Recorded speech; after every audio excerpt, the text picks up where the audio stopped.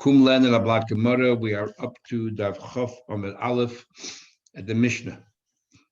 The Mishnah says just one interesting thing that we learned 2 days ago, that Marta Bas Baisus, a very rich woman, Yep. an almana, married Yeshua ben Gamla, and she paid for Yeshua ben Gamla to become the Kohen Gadol. And there's a whole question, some say for Chuvas, about a Kohen who's supposed to marry a Psula. A Kohen Gadol is supposed to marry a girl who's a virgin. But what happens if he was already married to a woman before he became Kohen Gadol? What happens as a Kohen Hedyot, as an ordinary Kohen who's allowed to marry a widow? And then he becomes a Kohen Gadol. He's not allowed permitted to stay with her or not. Good So Charlotte, the whole discussion. But from the Gemara, clearly, some say it doesn't bring it down, and it's true, but clearly, Yeshua ben Gamla became the Kohen Gadol. He was married to a widow, to Marta Bas Baisus. He then married her, and what do you call it? And he was a Kohen Gadol, and he remained married with her. And Taisha says that he wasn't a bad guy, just that there were other Kohen Gadol that were greater than him, so we sort of held him a little bit in disdain for that. But that should answer that question. But the Mishnah, let's continue with activities by Yom Kippur for the Kohen Gadol. B'chol Yom, every day, Termin es hamizbeach. They used to do two kinds of removal of ashes. One is every single day called the Trumas Hadeshin. They would remove a little bit of ashes, even a scoopful, and put it down on the east side, right in front of the ramp. And then from time to time, on occasion, when the pile of ashes was so high, there's a mound over there, they would then remove it as well. That's a separate activity. For that separate activity, Rashi already told us they would change their clothing because it was all messy. But for the first activity, which took place every morning, to take a little shovel full of ashes, the Kohen could still wear his ordinary clothes. So b'chol yom, every day, terminus hamizbeach, they would clear the ashes from the mizbeach. But when? What time? This is the first activity of the day. So the time was b'kriyas hagever, the call out of the gever. Now we actually had this in Gemara Shkolim, and we'll have the exact same story here with a few more details. Basically, we'd have an argument if it means when the rooster crows, or it means when a person screams out, yells out. Gever. What is the translation of gever? Or around that time, bein lefanav, prior to that, bein la'achrav, a little bit after that. It's not a fixed time. But Yom Kippurim, mechatzos, on Yom Kippur, already at midnight, they are going to clear the ashes, and we'll soon see why. We'll be going when it comes to Yom Tovim, when there's so much more activity taking place because people are bringing the sacrifices from all around the country, is Ma'ashmoid, is Harishona. So on regular Yom Tov, from the very first Ashmora, there's an argument in Gemara Brachas we had whether the night is divided into 3 parts or 4 parts. The angels would sing then. So the first Ashmora, the first part, that means even prior to midnight, they already would remove the ashes. And Lahoisa Kriyas Hagever Magas, and by Yom Tov, Kriyas Hagever didn't happen until much later. Everybody wanted to be first, so the people, they populated the Beis Hamikdash, and by the time there was Kriyas Hagever, the Beis Hamikdash was full of people. Says the Gemara, we learned a vori, the limbs of an animal, the fats and the limbs, they were put on top of the mizbeach, and as long as it didn't get burnt, it still belongs to the Beis Hamikdash. Once it got thoroughly burnt, then it's no longer, you did its mitzvah, you fulfilled this obligation, and then it's no longer considered belonging to Hegdish. If it falls off the altar in the beginning while it's still in the raw state, you have to put it back on. So it says the following: a vodim, these limbs, shepokol magameber, that fell off the mizbeach. So it depends. Koidem chatzos, prior to midnight, you have to return it, even if a fire is already in control of it and is burning its way through. You have to return it unless it belongs to the Beis Hamikdash, and if you use it for yourself, you're stealing, unless it's thoroughly burnt already. But if it's just in the process of burning till chatzos, it belongs to the mizbeach, and you have to put it back up. But what do you call it? But after midnight, if the fire took control, even though it's not thoroughly burnt, after chatzos, you don't have to return it. Why? Because chatzos sort of treats it as if already it was disintegrated, it's no longer considered part belonging to the mizbeach. as long as the fire already has control over it. The ain moili, but if it's still raw, then of course even after chatzais you got to put it back. And if it turns into ashes even before chatzais, it's no longer, there's nothing to do. If it falls off, you leave it off. We're talking about if it's just burning, the fire is in total, is wrapped around it, it's burning, but it's yet it didn't turn to ashes. Now, the ain moili behen after chatzais, if you use it for your own purpose and the fire is burning through it, there's no stealing. How do you know all that? We have two psukim. One pasuk says kol halayla, and one pasuk it says tell Aaron and his children that this is the laws of the oila. This is the oila that goes on the fire on the mizbeach, and says kol halayla, the entire night until the morning, and the fire in the mizbeach should burn. Kol halayla. So one pasuk says it has to burn the entire night, and then it says v'hiktim, right? It'll burn in the entire night. Because of echra, another pasuk says. And Bekol Halayla, another pasuk says the kohen puts on his uniform to go and remove the ashes, and it says there that the fire burnt on and it says and it says over here that he should go the entire night. It says him that he should remove the ashes. That was right after the pasuk that it talks about roasting. When it says Kol Halayla, we're going to borrow the word Kol Halayla from the pasuk of roasting and use it also for the next pasuk where it says the kohen puts on his vestments. And what? And then he goes and he gets rid of the ashes. So how does it work? One place says all night long you have to let it burn, and one place it says that during the night you go ahead and you remove the ashes.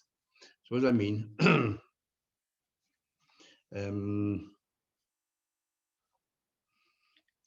It's very simple.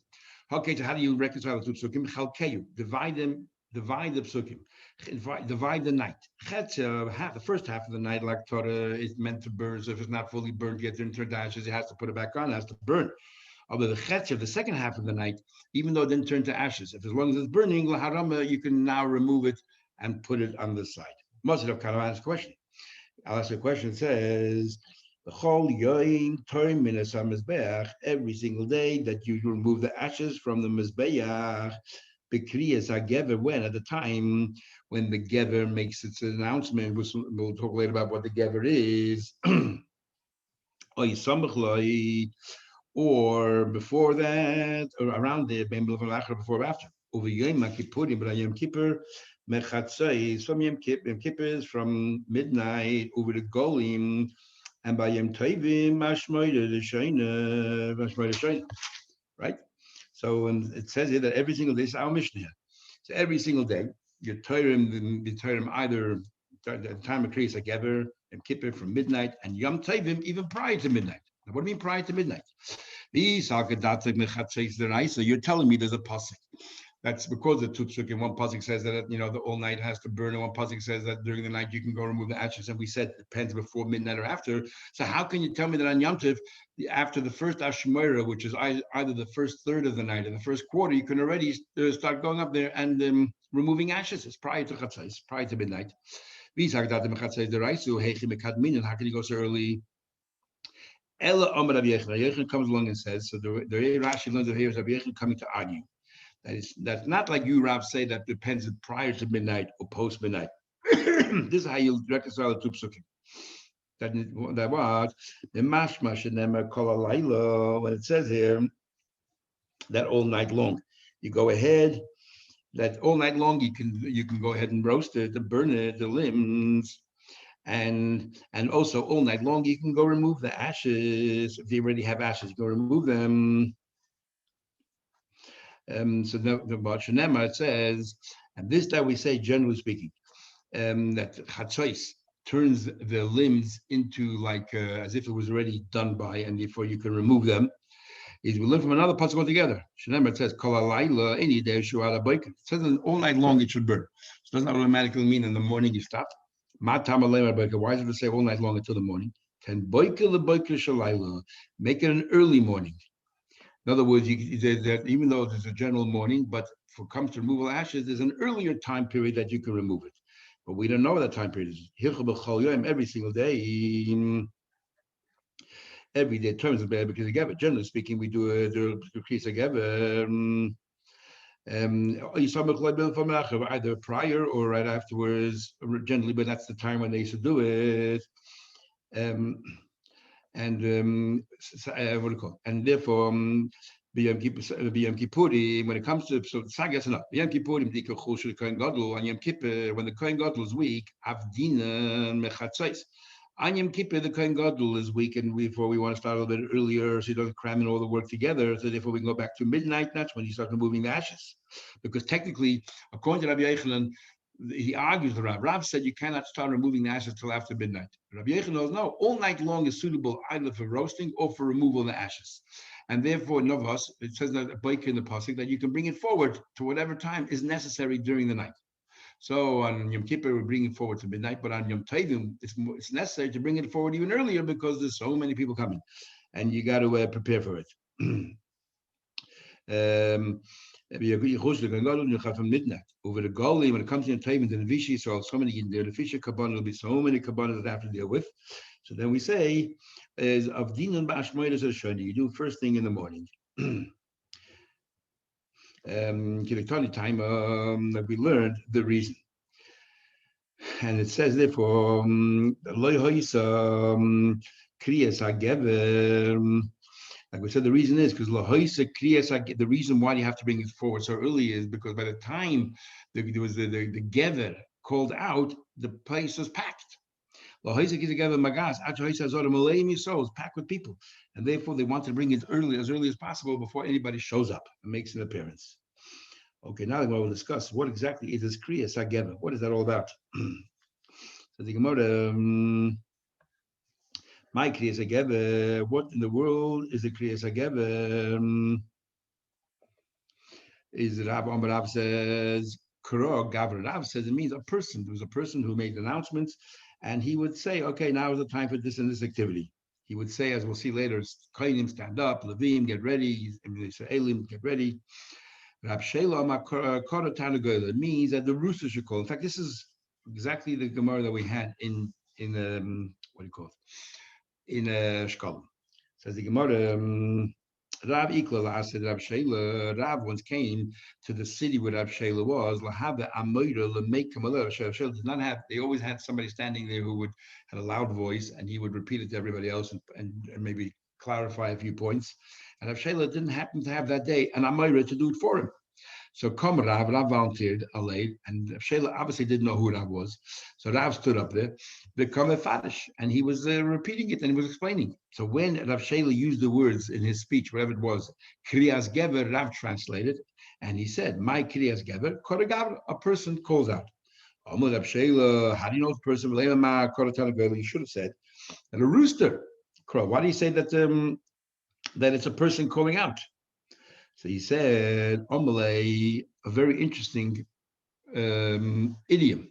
He said, Abub, a flute, Lechari, to somebody who, Rashi says, a free person, somebody who is a nobility, somebody who appreciates classical music. Zemet, he feels that classical music is beautiful. That's music. You go to the simple people, they're the riffraff, who don't appreciate music.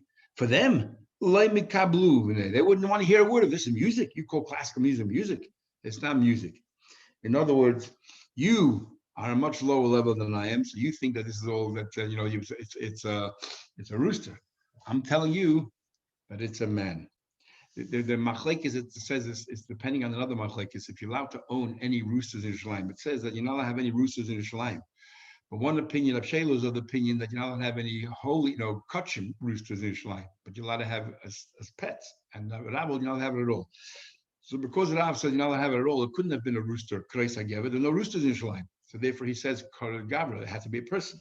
But Rav Sheila held that there were no birds kachim, but ordinary birds, it could have been. So therefore he says Kol Gavra means like you normally translate. Gever means a rooster. Anyway, and the Rav continued, you should know, I used to also be the interpreter or the Amora for Rab Chia. I was his interpreter. And I explained my Kriyas. I gave a person. He didn't protest. In other words, it's a tacit agreement. And you're telling me, maybe the rooster. Amalei, so Rab Shela said, 1 second. You are the Amoy of Rab Chia. Mar Neo Rav, you are the famous Rav.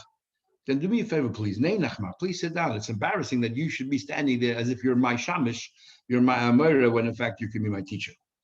Amalei, Rab then said, no. I'm an ancient people will say, if people eat tigrat lay, if you hide yourself out to somebody, you got a job, puts amri, they give you the most demeaning tasks, you still have to do it. Go ahead and clean out the wool on the sheep. And so therefore, now that I started, I have to finish.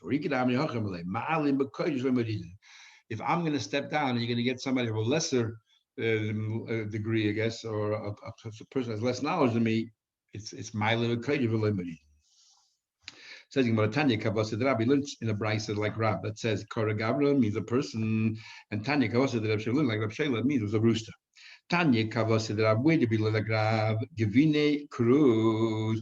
We learned that Gevine used to call it, just make announcements, and Ma'oim, but what would he say? Imdu Kayhanim Lavadaskam, please stand up, Kayanim, and go ahead and serve. Levim and the Levim Laduchan, go to your platform and do your singing. The Yisrael Amatchem, the Israel, and go to where you have to stand to say your Tehillim. Well, your Koiloi Nishma, and his voice was so loud that reverberated. Bisholish Pasai, it traveled 12 kilometers. Mice, in fact, we learned, okay, all this we learned in Shkolim. Mice is a story about Agrippa Samelech, King Agrippa. Shahaya Baba Derech was traveling with Shama Koil. He was able to hear the sound of that Kohen Gadol's voice, that Kohen's voice, Begimel Pasai. The distance of 3 parsa, which is 12 kilometers. Ukishabal came home, Shiga Lematan, sent him gifts. But Afa became, nevertheless, Kohen Gadol, Kohen Gadol is even louder than this person, Damama. Because we learned, Ukavar Amma, we already said, Ona Hashem, that a Kohen Gadol would say, what we say in davening, Ona Hashem, the Nishma Koiloi Birechai. And in Yerichai, they were able to hear that sound, which is even further. In one place it says it's 40 parsa. It's even further. Says the Gemara. So the Taisus and all the Shem already asked. It says elsewhere that in Yerichai they were able to hear the sound of this person as well, not just. You're making it sound like they couldn't hear the Agrippa Samelech heard him 3 parsecs away. They heard him Yericho, which is much further. So one of the answers given is they heard a voice in Yericho, but they couldn't discern what he was saying. But Agrippa Samelech, 12 kilometers away, was able to actually hear the words Ana Hashem. And that's the difference. The distance line is 10 parsa, which is 40 mil, and more so. The Kohen Gadol on Yom Kippur is weak, and yet his voice traveled 40 kilometers all the way to Yericho. And this other person, Givini, every morning was refreshed, energized. And here was day and there was night. The Kohen Gadol on Yom Kippur was daytime, and during the day there were other interfering noises. So the noise doesn't travel that far. Voice doesn't travel. At night, when it's quiet and very peaceful and serene, a voice travels much further. So the Kohen Gadol's voice is booming, that even though he was weak, on Yom Kippur, and even though it was daytime, his voice travels all the way to Yericho, 40 kilometers away. Now, why do we say that there's a difference in how the voice travels between daytime and nighttime? Because we said, why is it a person's voice does not travel during the day as far as it travels at night? You know why? Because of the sun in its orbit and the round sun. It cuts, it slices its way through the skies, like a saw that is sawing its way through wood, and it makes noise, and a cedar tree. And the high the Yoma, and when you're sitting there on the grass and you look up the sun, you see a little dust particles. That's all coming from the sun slicing through the sky. And loy shmei, they call it by the name of loy. Behind the common all the dwellers of this world is Kiloch Hashivin, are called law. I'm not exactly sure what it means over here, but the idea is that at night it's very quiet. During the day, we're saying that there's noise. The sun creates some kind of a noise, and therefore it obstructs or it impedes the voice traveling too far. So now the Gemara says something very interesting. Tell them what we learned. Ilmole gal v'cham, had it not been for the orbit of the sun or the round sun, nishma kol hamoini sharemi, we'll be able to hear the sounds of all the people, the loud people in the congested areas in Rome and so on. Ilmole kol hamoini sharemi, had it not been for the sounds of the people of the Rome when they get all gathered together, nishma kol gal v'cham, we'll be able to hear the sun.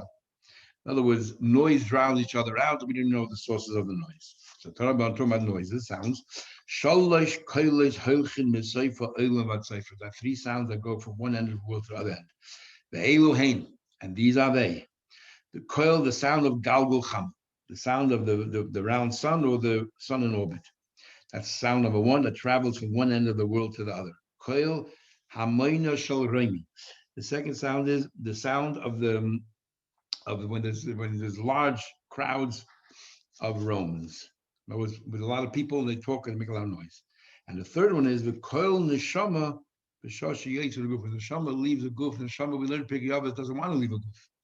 The neshama wants to remain behind. And so therefore it makes a loud noise when it leaves the goof. The yesh aiming, and others say aflate as well. By the same token, the neshama doesn't want to come into the goof. So therefore the neshama makes noise when it comes in. The yesh aiming are those who say af ridaya. Also ridaya.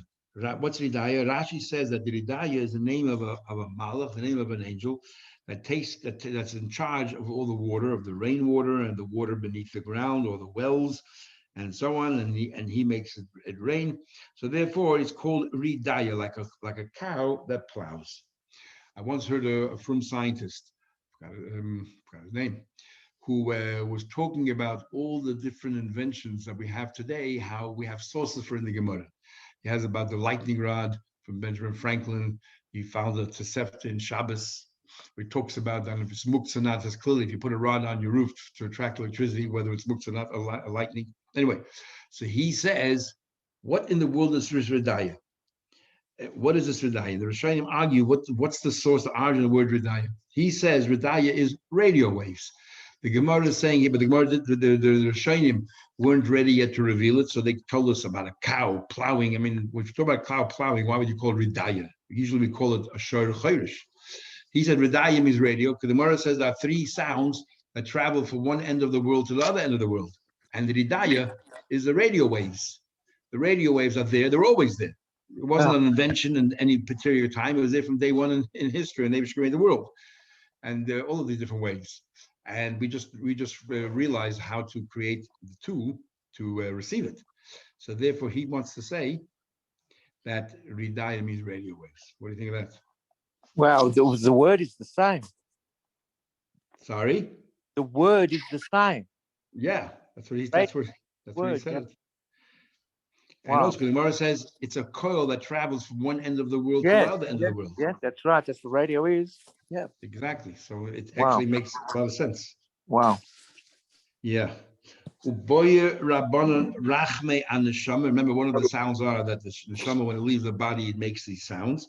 And the Rabbanon asked Rachmanis that the Neshama, B'shosh Yechel Aguf, it should ubatlu. They decided that they shouldn't hear that sound because it would bring so much grief to the people around when they hear the pain of the Neshama leaving.